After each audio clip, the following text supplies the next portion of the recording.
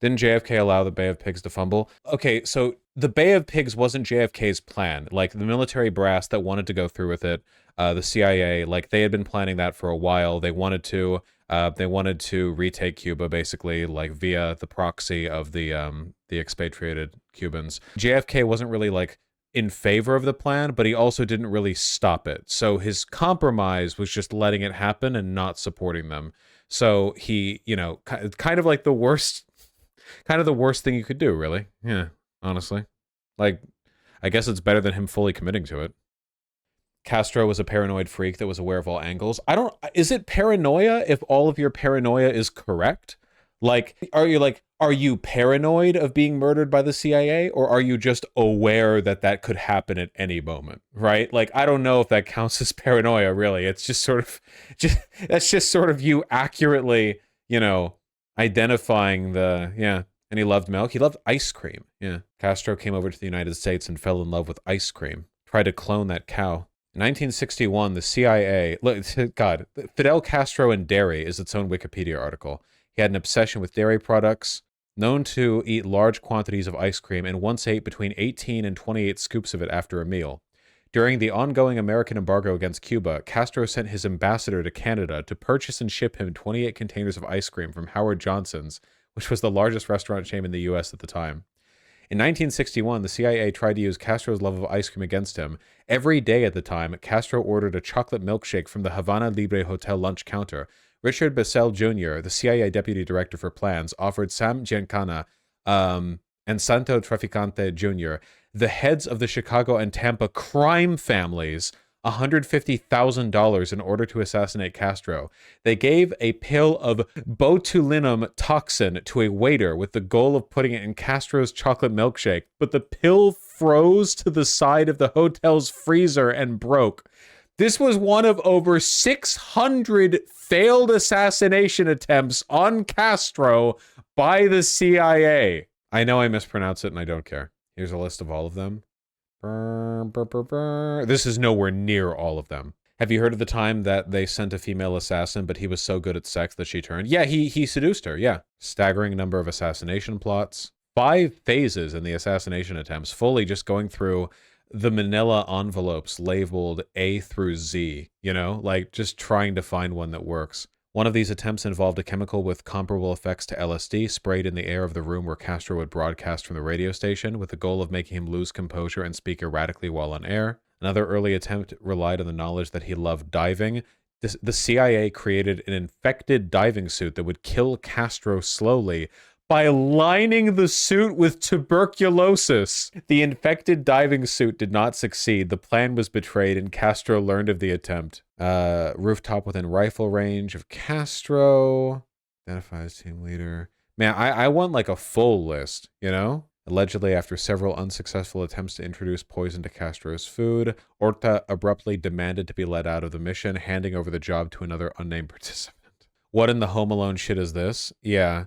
Some of them were part of the covert CIA program dubbed Operation Mongoose, aimed at toppling the Cuban government. The assassination attempts reportedly involved cigars poisoned with that toxin, the scuba diving suit, along with a booby-trapped conch placed at the sea bottom. How will we assassinate Castro, sir? I know. We know he loves diving. We will place an alluringly beautiful conch shell that we have rigged with C4 in an atoll nearby.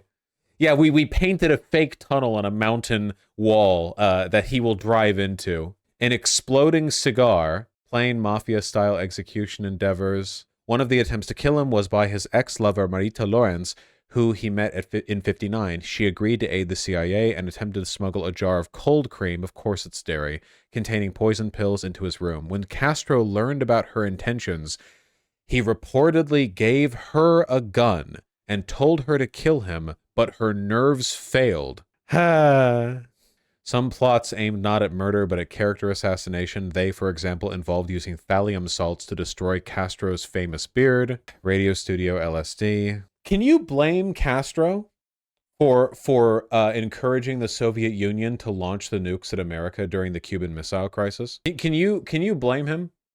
I can't blame him. After all this is pretty relentless. They really, really, really did not like Castro. Khrushchev literally the only adult in the room. Yeah. I think the only way to kill Castro is from heartbreak by telling him his firstborn child was lactose intolerant. Tell him he's lactose intolerant, you know? Remind why they wanted to kill Castro so badly. Honestly, a lot of it was just that the CIA was humiliated that they had failed up until that point and wanted to keep trying. A lot of it was just Cuba is right off the US coast and they didn't like the idea of a Soviet ally being like 5 minutes away from Miami, you know? But a lot of it was just committing to the bit. Reminder, Khrushchev once sulked at his wife for a week because he couldn't go to Disneyland. There is like, this happens to every major communist leader, which is that they get weirdly obsessive over something Western and then like pine for it as they continue to wage war against the capitalist pig dogs. You know, like this kept happening all the time, like constantly this happened. Stalin was Western movies. Yeah. When he went to New York to visit the UN, he was asked if he had a bulletproof vest, so he opened his shirt to prove he didn't have one. Siempre está protegido con su traje. ¿Cuál traje? What suit? Everybody says you always have a bulletproof vest. Sé que todo el mundo dice que usted tiene un chaleco a prueba de balas. No.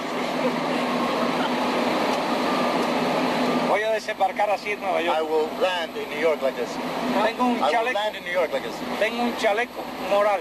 I have a moral one. Literally, okay, I love Castro so much. No American president, not even LBJ, competes in Riz. But like, yeah, I am armored. You know, communism protects me from assassination attempts. Love that he's smoking a cigar on a subway car. Yeah, very, very committed. Gorbachev got blackpilled when he visited Canada and had a walk with Soviet ambassador to Canada while waiting for dinner from Canadian government officials. Yeah, there are stories of this, man. It's so funny where like Gorbachev like fell in love with a Western grocery store or something. Seriously, this happened with like every one of their. Did Mao have a version of this? Did at any point did Mao have a version of this? Mangoes? No. I mean, falling in love with some Western thing. Kim Jong-un loves basketball. Oh yeah, that's right. I love this shit, man. It makes me so happy. Kim Jong-un wanted famous US basketball players as part of denuclearization deal. How funny is this? To normalize relations between the United States and North Korea, they asked that the United States send famous basketball players. No deal was reached at that summit. Georgy Zhukov loved soda so much he asked Coca-Cola to make a clear version of Coke and send it in vodka bottles so no one would realize that was what he was drinking? Really? I can't do this, man. I can't do this. I can't do this. White Coke! A clear variant of Coca-Cola produced in the 40s at the request of the Marshal of the Soviet Union, Zhukov. So he could pretend it was vodka! So he's just like, oh, no. Oh, you're not drinking Coca-Cola again, are you, Premier Zhukov? No. I know, just vodka.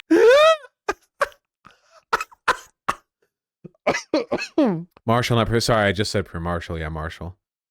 Oh, my God. Yeah, it's not Premier Marshall. The colorless version of Coca-Cola was bottled using straight clear glass bottles with a white cap and a red star in the middle. Do you think there are still some of these out there? This is like golden caps in New Vegas, okay? Finding one of the original white Coke bottles. Holy shit, they have to be out there, right? Here we go. Is this it? No, it's this, I think. It's this. Yeah, a clear, unmarked bottle with clear Coke inside with a white cap and a red star. I think that's it right there. Holy shit, that's so funny, dude. Oh my God. Didn't someone earlier say that this happened with Deng and Iowa? Who was the person who said that? There's a non-zero chance that Boris Yeltsin got turned away from communism. Yes! Yes! In '89, Boris Yeltsin went an unscheduled visit to a Randall's supermarket, and it changed him. Xi Jinping loves Midwest America. Okay, that one's next. That one's next. Okay, wait. Okay, hold on. Shoppers and employees stopped him to shake his hand and say hello. And in 1989, not everyone was carrying a smartphone in their pocket. No one had a smartphone in 1989. So Yeltsin's selfies weren't a thing yet. What publication is this? What is this? Who are you writing this to? Tweens? Okay. Yeltsin asked customers about what they were buying and how much it cost, later asking the store manager, if one needed a special education to manage a store. In the Chronicle photos, you can see him marveling at the produce section, the fresh fish market, and the checkout counter. He looked especially excited about frozen pudding pops. Dude's rock. Dude's rock, man. Even Boris Yeltsin in this moment, he gets to be included in the dude's rock logic. Quote, even the Politburo doesn't have this choice. Not even Mr. Gorbachev, he said. This is ultimate Western this is ultimate capitalist victory right here. A Russian leader visiting and just being baffled by like a regular Midwestern supermarket. Like the opulence of this place exceeds that of our greatest leaders, you know? That which can be accessed by our greatest leaders. Someone had to get Putin into a Costco. If you brought like early Putin, like before, you know, like right at the beginning, right after the coup, into a Costco, we would live in a peaceful world today. I guarantee it, 100%. A Dave & Buster's. Bring Putin. If we had only brought Vladimir Putin to a Dave & Buster's in like 92 or something, we could have prevented so much pain. When he was told through his interpreter that there were thousands of items in the store for sale, he didn't believe it. He had even thought that the store was staged, a show for him. Little did he know that countless stores just like it existed all over the country, some with even more things than Randall's. They offered him free cheese samples. About a year after the Russian leader left office, a Yeltsin biographer later wrote that on the plane ride to Yeltsin's next destination, Miami, he was despondent. He couldn't stop thinking about the plentiful food at the grocery store and what his countrymen had to subsist on in Russia. In Yeltsin's own autobiography, he wrote about the experience at Randall's, which shattered his view of communism. According to pundits, 2 years later, he left the Communist Party and began making reforms to the entirety of the Russian shock doctrine, all of it, entirely down to Yeltsin like having a frozen pudding pop at a Randall's. Absolute overwhelming Western cultural victory. No contest. God. Gorbachev Pizza Hut too. Yeah, what do you do after the Soviet Union collapses? You appear in a fucking Western pizza ad. God. When I saw those shelves crammed with hundreds, thousands of cans, cartons, and goods of every possible sort, for the first time I felt quite frankly sick with despair for the Soviet people. Oh my God. We love humiliating our defeated enemies like the Romans. Yeah. Khrushchev visited Iowa and was so impressed. Yeah, Khrushchev visited Iowa and was so impressed by corn and how fat our farmers were, he reorganized Soviet agricultural law afterwards. Look at him. Look, the famous photo of Gorbachev laughing as he pats the fat belly of an American. This is, oh my God. It's so good. This was the closest we ever came to world peace. This was the closest we ever came. Khrushchev just laughing and patting a beer belly on an American farmer. This was as close as we came. Oh my God. Khrushchev famously threw a hissy fit when he was denied going to Disneyland. He's not the only one. Khrushchev barred from Disneyland. September 19th, 1959. He was not allowed to visit Disneyland ostensibly for security reasons. I would very much like to go and see Disneyland, but then we cannot guarantee your safety, they say. Then what must I do? Commit suicide? We have come to this town where lives the cream of American art. And just imagine I, a premier, a Soviet representative, when I came down here to this city, I was given a plan, a program of what I was to be shown and who I was to meet here. But just now I was told I could not go to Disneyland. I asked, why not? What is it? Do you have rocket launching pads there? I do not know. And just listen to what I was told, to what reason I was told. We, which means the American authorities, cannot guarantee your safety if you go there. What is it? Is there an epidemic of cholera there or something? Or have gangsters taken over the place and can destroy me? Then what must I do? Commit suicide? This is the situation I am in. I, your guest. For me, the situation is inconceivable. I cannot find the words to explain this to my people. Sinatra, who was seated next to Mrs. Khrushchev, leaned over to actor David Niven and said, "Tell the old broad you and I will take him down there this afternoon." A State Department official later said that Mrs. Khrushchev and her daughters were welcome to tour Disneyland, but she decided to remain with her husband. The next morning, Khrushchev continued his trip through California, eventually returning to Washington for an unproductive summit meeting with Dwight Eisenhower. There you go. It's not only him either. Oh my god. In May 2001, Kim Jong-nam was arrested in Japan on arrival at Narita International Airport, accompanied by 2 women and 4-year-old boy, traveling forward Dominican passport, Chinese alias, after being detained in China, where he said he was traveling to Japan to visit Tokyo Disneyland. The incident caused his father to cancel a planned visit to China due to the embarrassment it caused him. Son of, eldest son of Kim Jong II, yeah. He was considered the heir apparent to his father. He was thought to have fallen out of favor after embarrassing the regime with a failed attempt to visit Tokyo Disneyland with a false passport. You have lost the mandate of heaven, son. You have broken the Juche code by trying to visit capitalist Disneyland.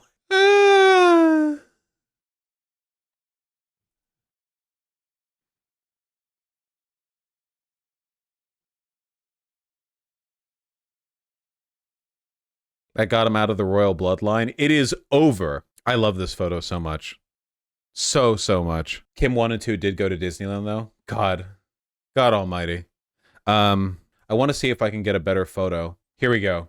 There we go. There's Khrushchev being astounded by the excess fat on just a humble American farmer. Opulence and luxury, the likes of which a Soviet leader could not even fathom. I love how happy he is. Yeah. Look at it. He's so happy with our corn. Man, this all used to be so much funnier, man. I mean, I know the Cold War wasn't funny, but it also really was. Like, come on. You don't get photos like this anymore. Everything's so automated. You're not going to get like Xi Jinping is not going to visit America and like go to a state fair and hold up like a 3-pound cinnamon roll with like literally like IRL pogging, going like, you know, wow, he's not going to lose faith in the great Chinese experiment because he saw a bushel of corn. That's what I want, okay? I want the leaders of enemy nations to be humbled and confused by the size of our produce. Oh, is it ill? Oh, I got confused. I normally see it with a capital L to distinguish it. Yeah,